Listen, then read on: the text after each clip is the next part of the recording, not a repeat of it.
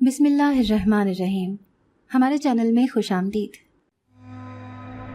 جیسے ہی بھابھی کی عدت ختم ہوئی امی انہیں گھر سے نکال دینا چاہتی تھی۔ ابھی بھی امی اشارے سے انہیں کہنے لگی کہ تم جاؤ اپنے بھائی کے گھر جا کر رہو۔ وہ آنسو بھری نظروں سے پورے گھر کو دیکھ رہی تھی۔ مجھے ان کے اوپر بہت ترس آیا۔ تبھی میں نے امی کا ہاتھ تھاما اور انہیں کہنے لگی، امی رہنے دیں بھابھی کو، وہ بیچاری کیسے رہیں گی وہاں؟ آپ نہیں جانتی کہ ان کی بھابھی کتنی ظالم ہے۔ امی نے میری ترس کھانے والے انداز پر مجھے گھور کر دیکھا، پھر کہنے لگیں کہ ہمارے گھر میں کون سا پیسوں کے خزانے کھلے ہوئے ہیں جو میں اس کا بوجھ برداشت کروں گی۔ پہلے ہی تمہارا جوان بھائی اس دنیا سے چلا گیا۔ جب سے اس منحوس کے قدم میرے گھر میں آئے ہیں مجھ پر مصیبتوں کے پہاڑ ہی ٹوٹے ہیں۔ پھر امی نے میری ایک نہ سنی اور انہیں گھر سے نکال کے ہی دم لیا۔ ان کے جانے پر مجھے دکھ ہوا تھا۔ 2-3 دن گزرے، میں نے سوچا کہ جا کر بھابھی کا حال تو معلوم کروں کہ وہ وہاں کیسے رہ رہی ہیں۔ یہی سوچ کر میں امی سے پوچھے بنا چادر اٹھا کر ان کے بھائی کے گھر آ گئی۔ میرے سر پر آسمان گر پڑا کیونکہ سامنے ان کی بھابھی ڈنڈے سے انہیں پیٹ رہی تھی۔ اس قدر ظلم، اور وہ بھی ایک بے زبان انسان کے ساتھ، میں نے خواب میں بھی نہ سوچا تھا کہ وہ اس قدر ظالم عورت ہوگی۔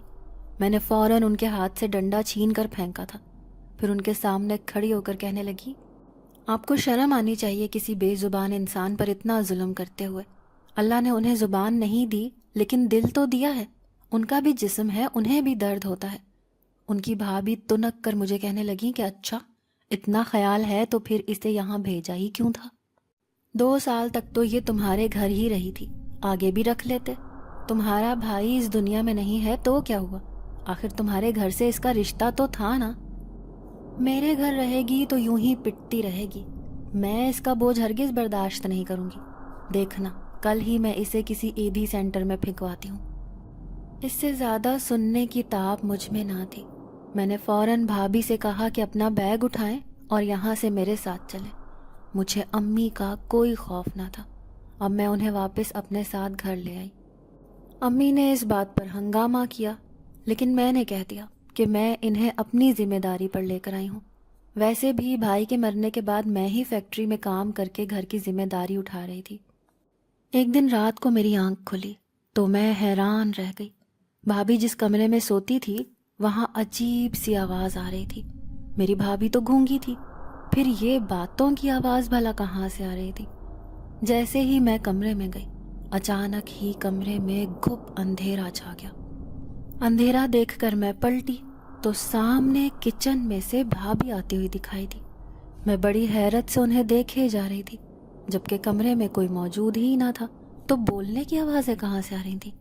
بھابھی اشارے سے مجھے کہہ رہی تھی کہ کیا ہوا، لیکن میں نے انہیں اشارے سے منع کر دیا کہ کچھ نہیں، آپ سو جائیں، اور پھر حیران پریشان سی اپنے کمرے میں آ گئی۔ میرا نام تمکین ہے، میں 20 برس کی ایک جوان لڑکی ہوں۔ اپنی زندگی بڑی ہنسی خوشی گزار رہی تھی کہ ایک دم ہی زندگی الٹ کر رہ گئی۔ ہم 2 بہن بھائی تھے۔ میرے بھائی کا نام تبریز تھا۔ ابو کے مرنے کے بعد ہم ایک کرائے کے گھر میں رہ رہے تھے، لیکن بھائی نے محنت کر کر کے اس گھر کو جنت بنایا ہوا تھا۔ وہ شروع سے ہی بہت محنتی تھے۔ ابھی بھی جس فیکٹری میں کام کر رہے تھے وہاں پر انہیں کئی سال ہو گئے تھے تو فیکٹری کے مالک نے انہیں انچارج بنا دیا تھا۔ یوں ہمارے گھر میں خوشحالی ہو گئی تھی۔ اب امی ان کی شادی کرنا چاہتی تھی کیونکہ وہ مجھ سے پورے 7 سال بڑے تھے۔ امی ان کے لیے لڑکیاں دیکھ رہی تھیں۔ اچانک ہی ایک دن وہ امی سے کہنے لگے کہ وہ کسی لڑکی کو پسند کرتے ہیں۔ امی کو ان کی پسند پر کوئی اعتراض نہ تھا، لیکن جب انہیں یہ پتہ چلا کہ وہ لڑکی گونگی ہے تو وہ چیخنے لگ گئی۔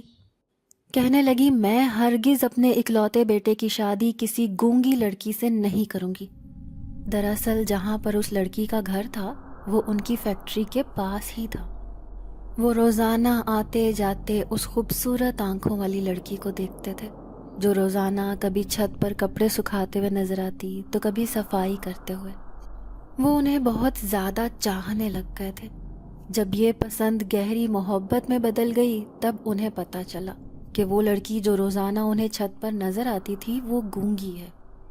لیکن میں نے امی کو سمجھایا کہ اگر بھائی کو اس بات پر کوئی اعتراض نہیں ہے تو آپ کو بھی نہیں ہونا چاہیے.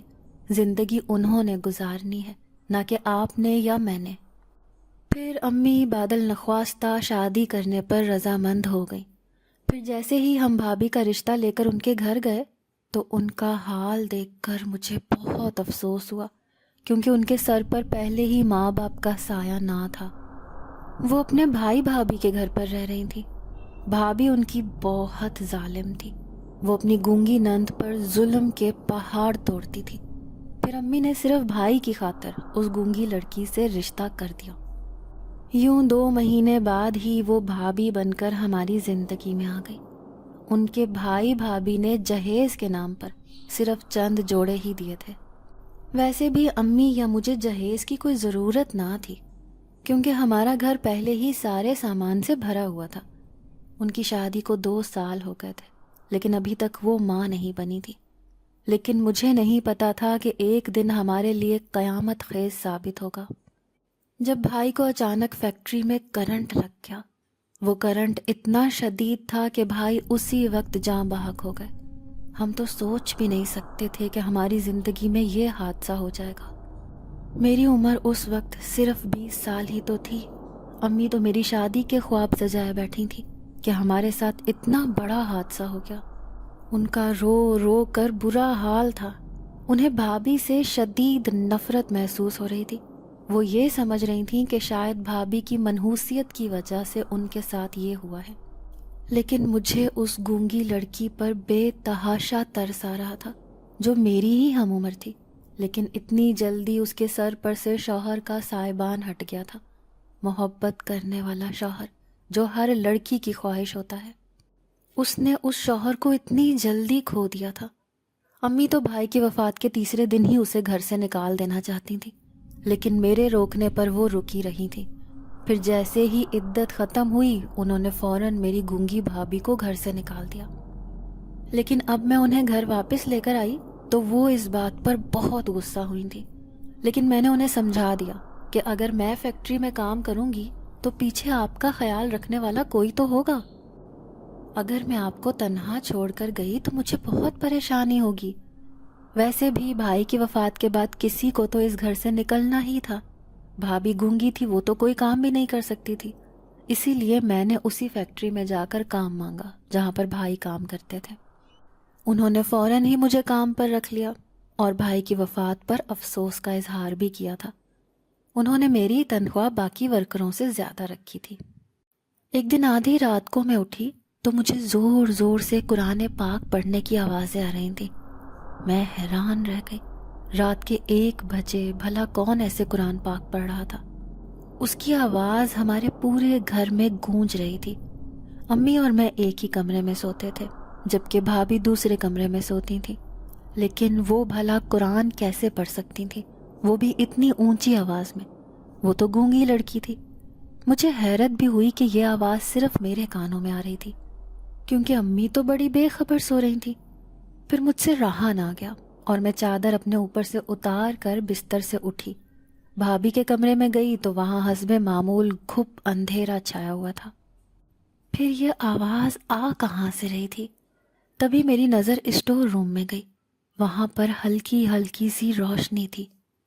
جیسے ہی میں وہاں پہنچی اچانک میرے کندھے پر کسی نے ہاتھ رکھا. میں نے پلٹ کر دیکھا تو وہ میری گونگی بھابھی تھی. وہ بالکل میرے پیچھے کھڑی تھی اور ہاتھ کے اشارے سے مجھے کہہ رہی تھی کہ کہاں جا رہی ہو. وہ اتنے چپکے سے میرے پیچھے آ کر کھڑی ہوئی تھی کہ میں بہت بری طرح سے ڈر گئی تھی. پھر بھی میں نے انہیں اشارے سے پوچھا کہ آپ قرآن پاک پڑھ رہی تھی؟ تو انہوں نے نفی میں سر ہلا دیا. کہنے لگی کہ نہیں، مجھے پڑھنا نہیں آتا ہے. یہ بات تو میں بھی جانتی تھی، کیونکہ ان کے بھائی بھابھی نے نہ انہیں دین کی تعلیم دی تھی نہ دنیا کی. لیکن وہ اتنی خوبصورت تھیں کہ بھائی ان کو دیکھتے ہی ان پر مر مٹے تھے. زیادہ خوبصورتی کی وجہ سے ان کی کالی سیاہ آنکھیں تھیں جنہیں دیکھ کر کوئی بھی فدا ہو جائے. پھر انہوں نے مجھے سونے کا اشارہ کیا اور خود بھی اپنے کمرے میں چلی گئی.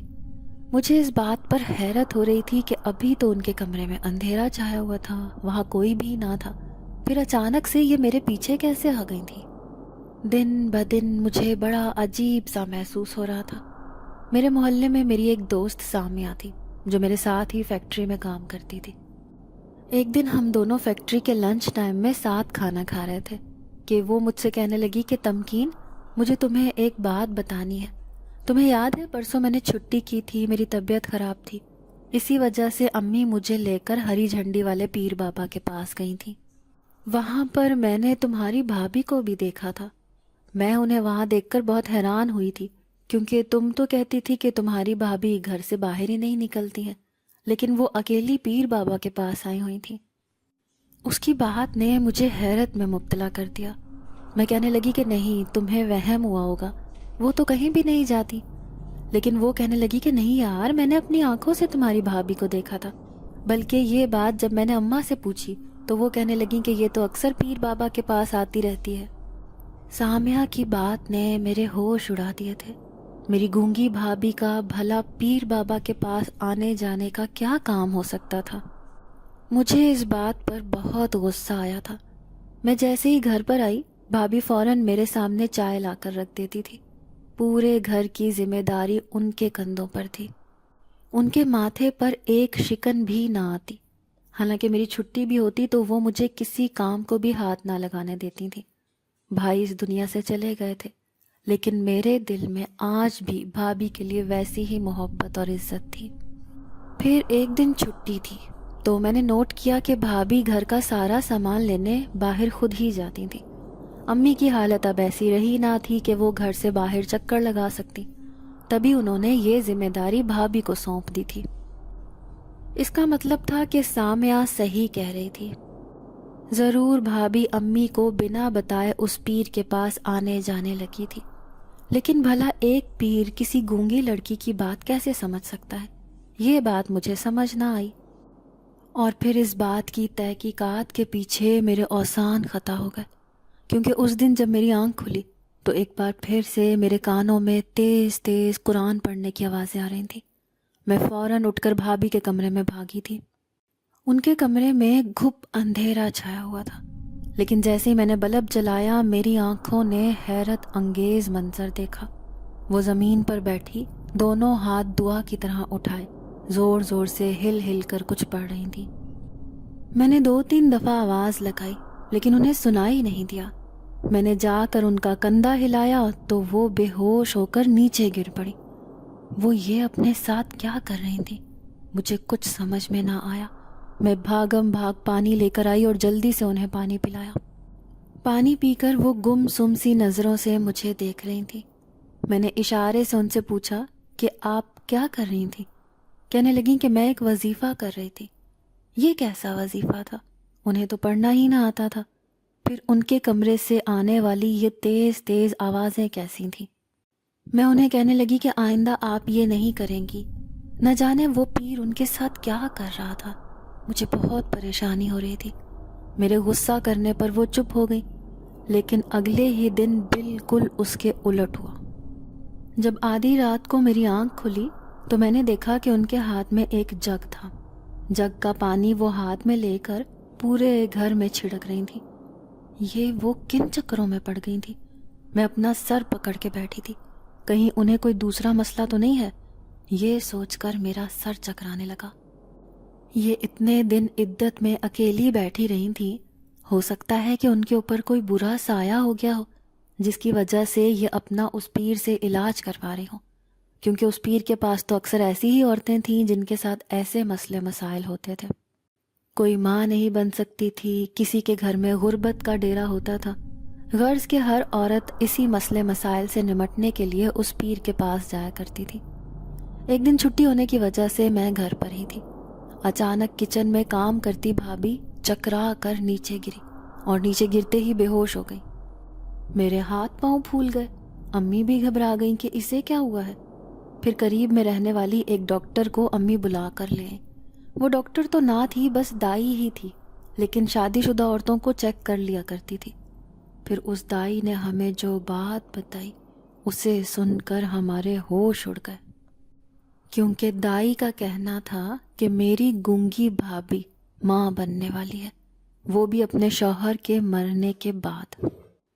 امی اور میں سکتے کی کیفیت میں بیٹھے تھے کیونکہ یہ بات ہم اچھی طرح جانتے تھے کہ 4 مہینے تک اس بچے کے کوئی آثار نظر نہیں آئے تھے۔ اگر ایسی کوئی بات تھی تو وہ پہلے ظاہر ہو جانی چاہیے تھی۔ لیکن اب گونگی بھابھی کا یوں ماں بننا ہمیں بہت کچھ سوچنے پر مجبور کر رہا تھا۔ پھر جیسے ہی دائی گھر سے باہر گئی، امی فوراً سے اٹھ کر بھابھی کے پاس آئیں اور انہیں بالوں سے پکڑ لیا۔ بتا کس کا گناہ لے کر پیٹ میں گھوم رہی ہے؟ یہ میرے بیٹے کا بچہ نہیں ہو سکتا۔ اگر ایسی کوئی بات تھی تو یہ پہلے ہی اس دنیا میں آ جاتا۔ امی انہیں بری طرح مار پیٹ رہی تھی۔ ان پر بدکرداری کا الزام لگانے میں دیر نہ کی۔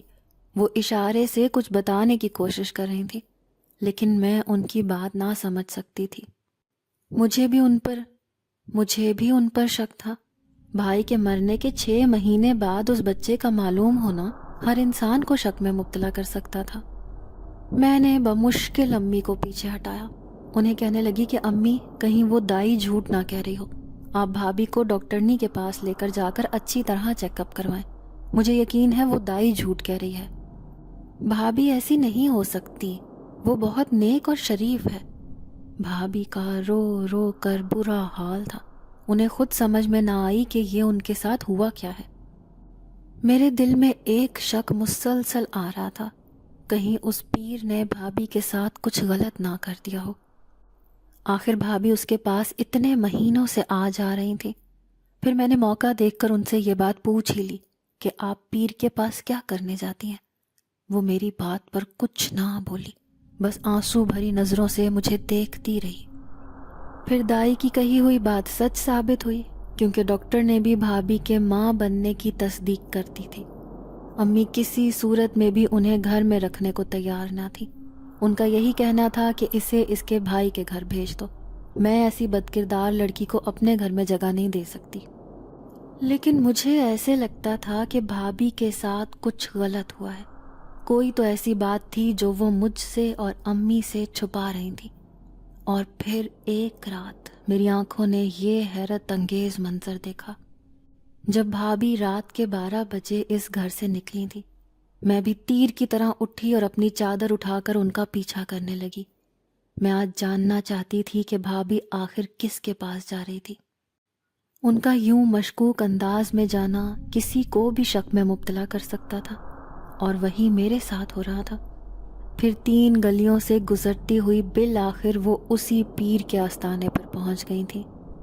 تو گویا ان کا نہ صرف دن میں بلکہ رات کے اس پہر بھی آنا جانا اس پیر کے پاس تھا۔ مجھے شدید غصے نے گھیر لیا تھا۔ جیسے ہی وہ آستانے کے اندر داخل ہوئیں، میں بھی پردے کے پاس کان لگا کر کھڑی ہو گئی۔ میں اس پیر کی گفتگو سننا چاہتی تھی۔ تھوڑی ہی دیر بعد اس پیر کی خوشی بھری آواز آئی، لڑکی کیا تم نے میرا کام کر دیا؟ وہ نہ جانے کس کام کے بارے میں کہہ رہا تھا۔ پھر اس کی اگلی آواز سنائی دی جو وہ بھابھی سے کہہ رہا تھا، بس اب تیری صرف یہ پریشانی 3 مہینے کی ہے، اس کے بعد میری زندگی ہمیشہ کے لیے بدل جائے گی۔ بھلے لوگ تجھے کچھ بھی کہتے رہیں، تو نے کسی کی بات پر دھیان نہیں دینا ہے۔ کسی بھی طرح یہ بچہ اس دنیا میں آ جائے، میرے ساتھ ساتھ تو بھی مالا مال ہو جائے گی۔ تو نہیں جانتی کہ اس بچے کی ان جنات کو کتنی ضرورت ہے۔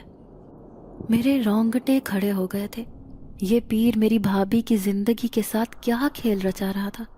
دل چاہ رہا تھا کہ ابھی جا کر اس کا راز فاش کر دوں، لیکن میں یہ جاننا چاہتی تھی کہ آخر بھابھی اس بچے کے بدلے میں اس پیر سے کیا لینا چاہ رہی ہے۔ لیکن جیسے ہی وہ آستانے سے باہر آئی، میں ایک جگہ چھپ گئی۔ ان کے ہاتھ میں ایک چیز تھی جو مجھے دکھائی نہ دی۔ یہ گھر جا کر ہی پتہ چلنا تھا۔ میں یہ سوچ کر خوفزدہ تھی کہ کیا وہ کسی جنات کا بچہ پیدا کرنے جا رہی تھی۔ وہ پیر اس گونگی لڑکی کے ساتھ جو کھیل کھیل رہا تھا، یہ صرف وہی بتا سکتا تھا۔ میری بھابھی تو زبان سے بول ہی نہ سکتی تھی، اس سے پوچھنے کا کوئی فائدہ ہی نہ تھا۔ اب امی تو بھابھی سے بات بھی نہ کرتی تھیں، وہ مرجھائی مرجھائی سی رہنے لگی۔ لیکن مجھے یہ سب ان کا ناٹک لگتا تھا۔ ایسا لگتا ہے کہ کہیں نہ کہیں وہ غلط ہے۔ ایک دن امی نے گوشت کا سالن بنایا تو مجھے صاف منع کر دیا کہ کوئی ضرورت نہیں ہے اسے کھانا دینے کی۔ میں اسے گھر میں نہیں رکھ سکتی. کسی کا ناجائز بچہ میرے گھر میں پیدا کرنے والی ہے. محلے میں ہماری کیا عزت رہ جائے گی. میں انہیں بولتی رہ گئی لیکن انہوں نے میری ایک نہ سنی اور سارا سالن اٹھا کر پڑوس میں بھجوا دیا. وہ بھوکی ہی بیٹھی رہی. میں اپنے بستر پر پڑی کروٹیں بدل رہی تھی کیونکہ ماں کی طرح میں اتنی ظالم نہ تھی. اچانک ہی میرے نتنوں میں لذیذ کھانے کی خوشبو آئی. میں حیران رہ گئی. بھلا یہ خوشبو کیسی تھی؟ میں اٹھ کر جیسے ہی باہر گئی تو آنے والی خوشبو بھابھی کے کمرے کی طرف سے آ رہی تھی. جیسے ہی میں نے ان کے کمرے کا دروازہ کھولا تو میری نظریں ساکت رہ گئیں کیونکہ ان کے کمرے میں تو ایک دسترخوان سجا ہوا تھا. اس پر لذیذ کھانے اور پھل فروٹ بھرے پڑے تھے. بھابھی وہ سارا کھانا کھا رہی تھی. ان کے چہرے پر ایک سکون تھا. انہوں نے جب مجھے گیٹ پر کھڑے دیکھا تو اشارے سے اپنے پاس بلایا. وہ مجھے اپنے ساتھ کھانے میں شامل کرنا چاہتی تھیں لیکن میں پلٹ آئی. دن بدن میں تشویش میں مبتلا ہوتی جا رہی تھی. اوپر سے بھابھی کا اتنا بڑا پیٹ بھی نکلتا جا رہا تھا. ایسے لگتا تھا جیسے یہ ابھی بچہ پیدا کرنے جا رہی ہو. محلے والے آ کر امی کو مبارکباد دیتے کہ مبارک ہو تمہاری بہو ماں بننے والی ہے. تم نے تو یہ بات چھپا کر رکھی. امی ان کی مبارکباد پر چپ ہو جاتی. وہ ان سب کو کیسے بتاتی کہ یہ ان کے بیٹے کا بچہ نہیں تھا اور پھر اتنی تیزی سے پیٹ کا بڑھنا کچھ الگ ہی لگ رہا تھا. میں نے دیکھا میری گونگی بھابھی دن بدن خوبصورت ہوتی جا رہی تھی. نہ جانے یہ کیا ہو رہا تھا اس گھر میں. پھر ایک دن میں نے فیصلہ کیا اور میں اس پیر کے آستانے پر جا پہنچی. میں اس سے پوچھنا چاہتی تھی کہ آخر وہ میری بھابھی کے ساتھ کیا کھیل کھیل رہا ہے. اگر امی نے انہیں بھائی کے مرنے کے بعد گھر میں جگہ دے ہی دی تھی تو وہ ایسا کیا کر رہا تھا کہ امی ان سے نفرت کرنے لگی تھی. میں نہیں چاہتی تھی کہ اس پیر کی وجہ سے میری گونگی بھابھی کا وہ ٹھکانہ چھٹ جائے. پیر کے آستانے پر رش جمع تھا. میں بھی اپنی باری کا انتظار کر رہی تھی. میں سب سے آخر میں بیٹھی تھی. اب آستانے پر ایک بھی عورت نہ بچی. اب میں اس پیر کے سامنے بیٹھی تھی. اس نے مجھے ایک نظر دیکھا پھر کہنے لگا بول لڑکی کیا کام ہے تجھے. میں نے اسے تیز نظروں سے دیکھا. پھر کہنے لگی جو تمہارے آستانے پر ایک گونگی لڑکی آتی ہے تم نے اسے کیسے حاملہ کر دیا. اس پیر نے اچھمبے سے مجھے دیکھا. شاید اسے اس سوال کی امید نہ تھی. پھر وہ کہنے لگا کہ میرے پاس ایک خاص کام کروانے آئی تھی لیکن یہاں آ کر اس کی قسمت بدل گئی. تم دیکھنا بہت جلد مالا مال ہونے والی ہے وہ. مجھے اس پیر کی بات سمجھ میں نہ آئی. پھر میں اسے کہنے لگی کہ آپ مجھے ساری بات بتائیں. آخر وہ لڑکی آپ کے پاس کیوں آتی تھی. پیر نے غور سے مجھے دیکھا پھر کہنے لگا تم کیا لگتی ہو اس کی. تو میں نے کہا وہ لڑکی میری بیوہ بھابھی ہے.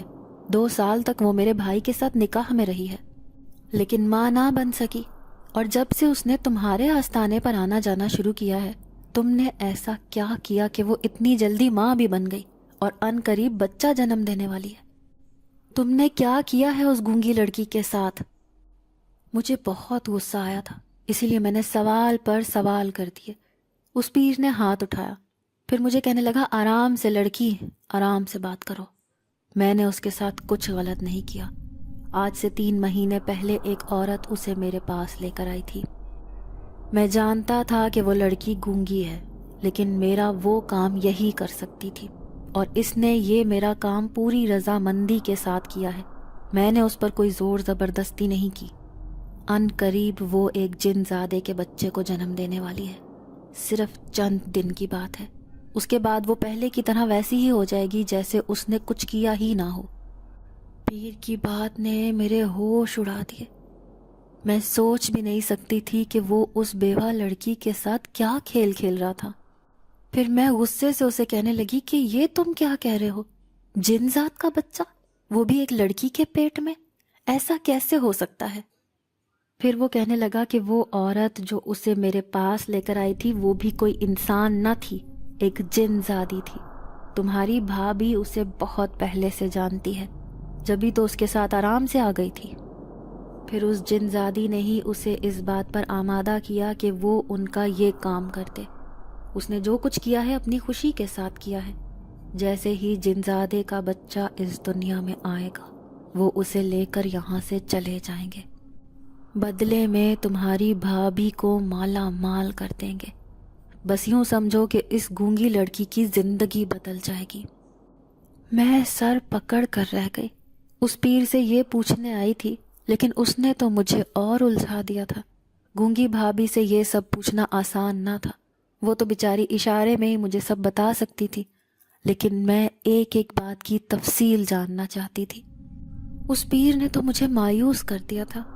میں اب گھر چلی گئی، مجھے بھابھی سے بھی ڈر لگ رہا تھا۔ اب میرے لیے فیکٹری میں کام کرنا دشوار ہو گیا تھا، نہ کام پر دھیان رہا تھا، گھر کی فکر مجھے کھائے جاتی تھی۔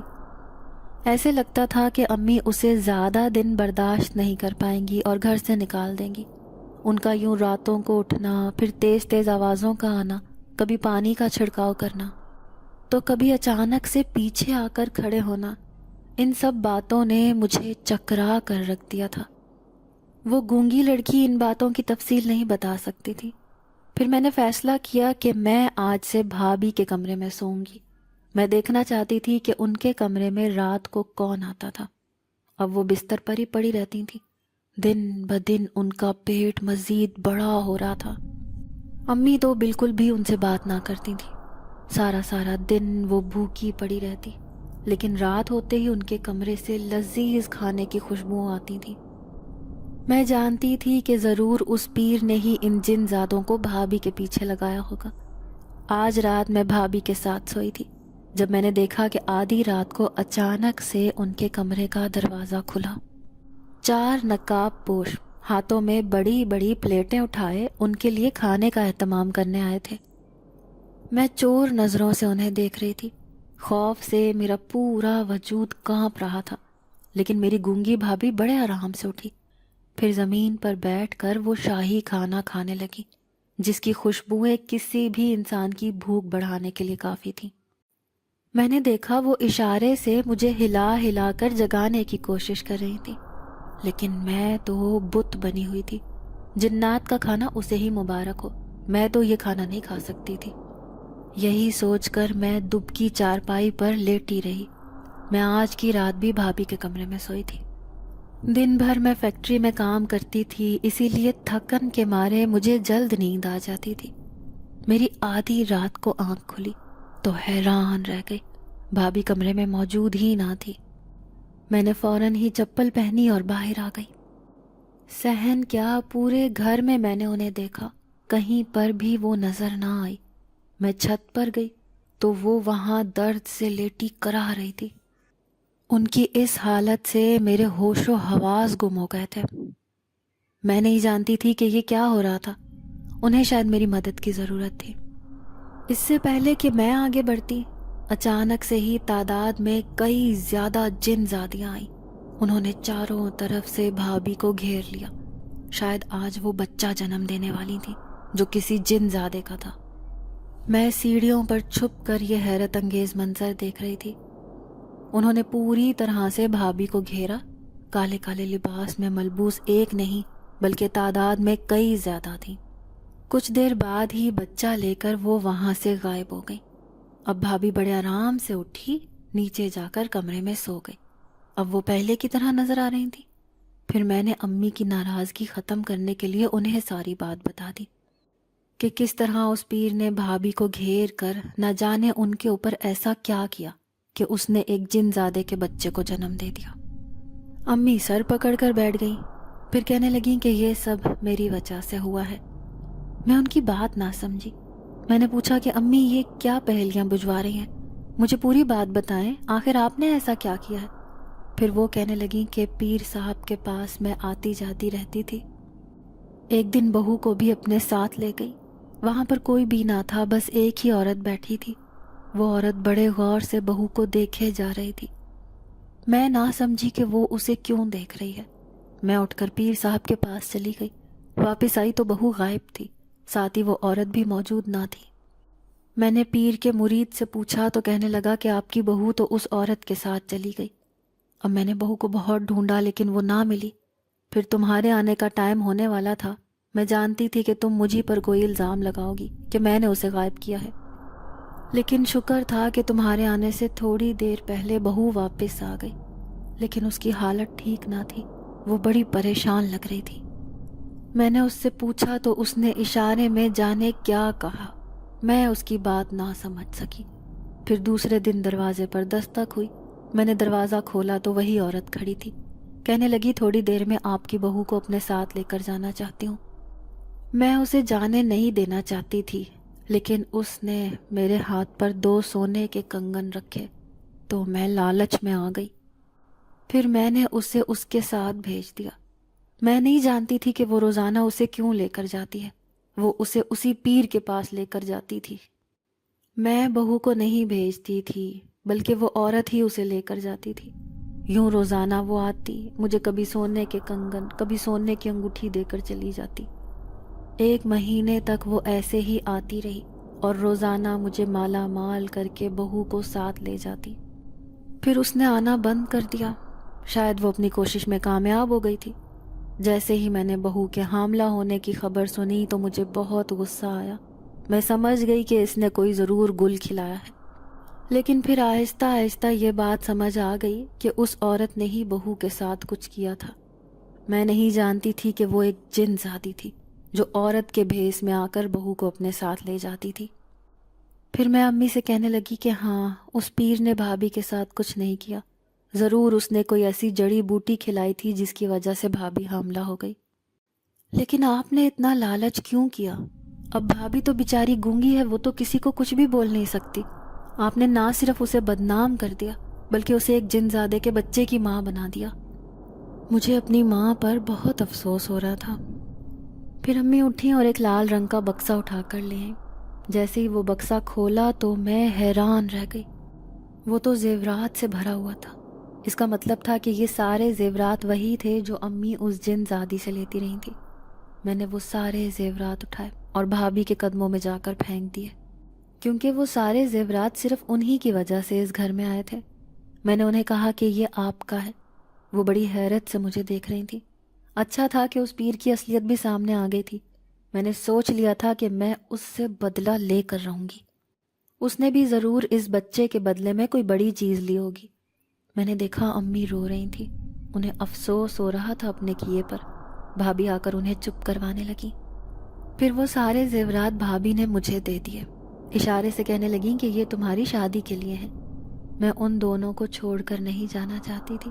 میں نے کبھی بھی شادی نہ کرنے کا فیصلہ کیا تھا۔ ایک دن میں سوئی ہوئی تھی، اچانک مجھے اپنے کمرے کے دروازے بجتے ہوئے محسوس ہوئے۔ میں نے اٹھ کر دروازہ کھولا تو وہاں کوئی بھی نہ تھا۔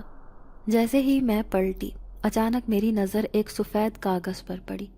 میں اسے اٹھا کر پڑھنے لگی۔ اس میں لکھا تھا کہ اگر اس بات کا راز جاننا چاہتی ہو تو کل رات 12 بجے اس نیلے گھر میں آ جانا جہاں پر کوئی نہیں رہتا۔ میں حیران تھی کہ یہ خط بھیجنے والا کون تھا۔ اس خط سے عجیب سی خوشبو آ رہی تھی جو اکثر بھابھی کے کمرے سے آتی تھی۔ میں نے آدھی رات کو انہیں جا کر دیکھا تو حیران رہ گئی، وہ بے خبر سو رہی تھیں۔ میں اس خط کو اپنے تکیے کے نیچے رکھ کر سو گئی۔ رات بھر مجھے عجیب و غریب خواب نظر آتے رہے۔ ایسے لگتا تھا جیسے میں کسی جنگل میں بھاگ رہی ہوں، میرے پیچھے کوئی خوفناک شکل والا جن زاد بھاگ رہا ہے۔ صبح جب میں کام پر جانے لگی تو امی کہنے لگیں کہ آج کام پر نہ جاؤ، تمہیں دیکھنے کے لیے کچھ لوگ آ رہے ہیں۔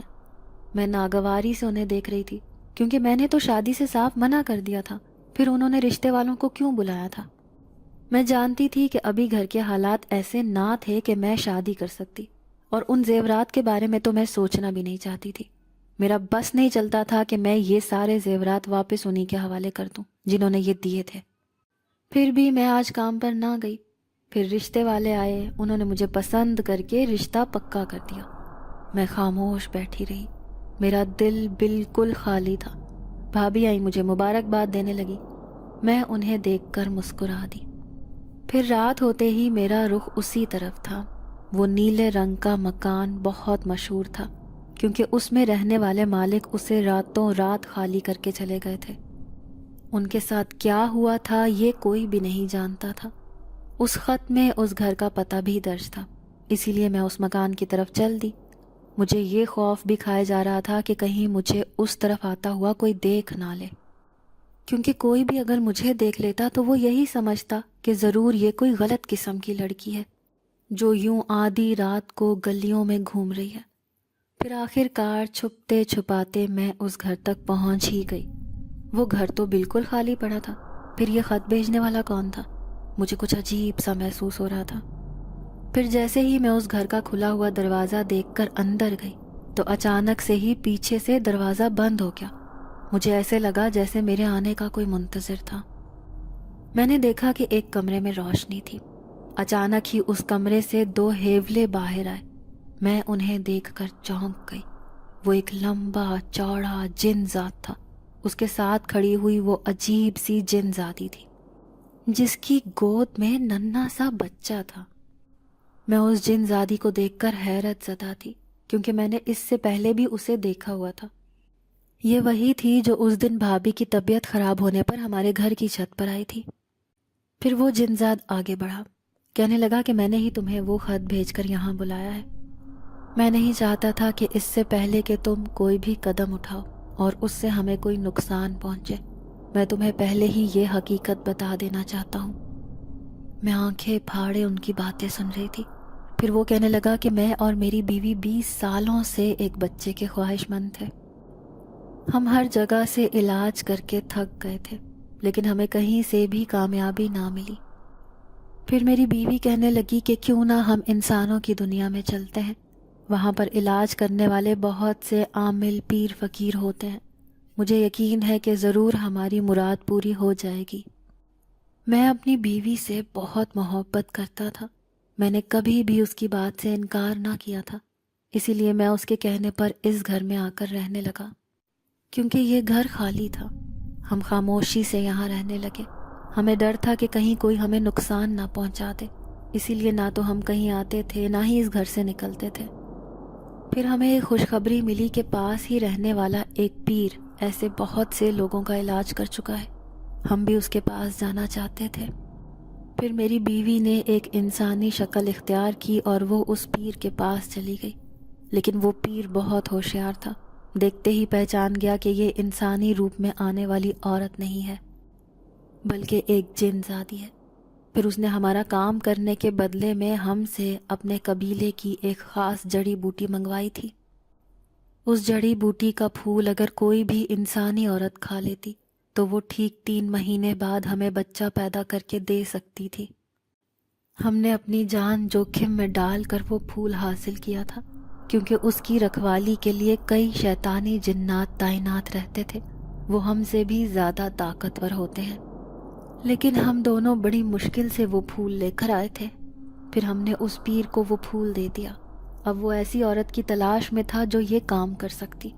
تبھی میری بیوی جن زادی کو وہ گونگی لڑکی وہاں نظر آئی۔ وہ بہت خاموش اور معصوم لگ رہی تھی۔ پھر پیر نے جب دیکھا کہ وہ لڑکی گونگی ہے اور ہمارا کام کر سکتی ہے تو اس گونگی لڑکی کے ساتھ ایک عورت بھی آتی تھی جو شاید اس کی ماں تھی، لیکن بعد میں ہمیں پتہ چلا کہ اس لڑکی کا تو شوہر ہی نہیں ہے، وہ بیوہ لڑکی ہے اور بول نہیں سکتی۔ اس طرح سے تو ہمارا کام اور بھی آسان ہو سکتا تھا۔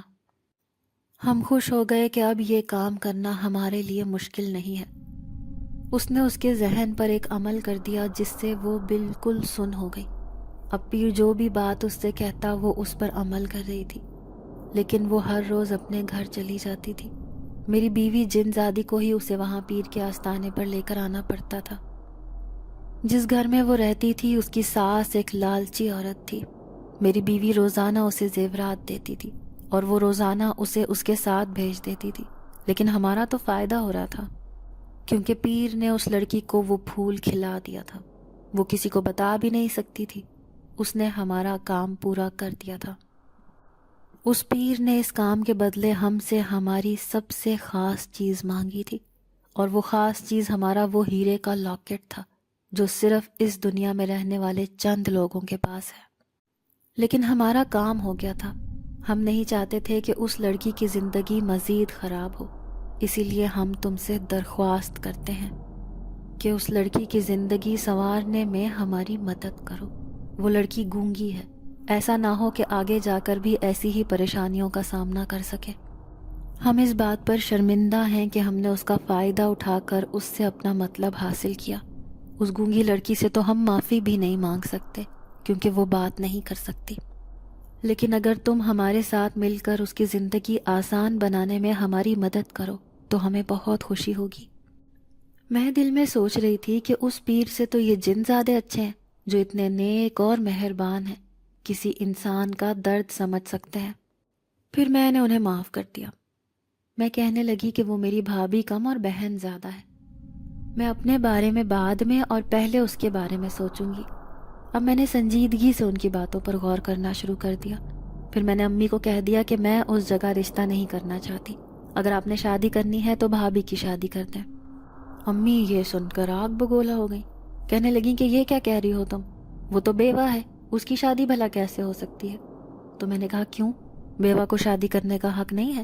اور یہ زیورات سارے بھابھی کے ہیں، کیونکہ آپ نے ان کا فائدہ اٹھا کر یہ زیورات حاصل کیے ہیں، میں انہیں نہیں لوں گی۔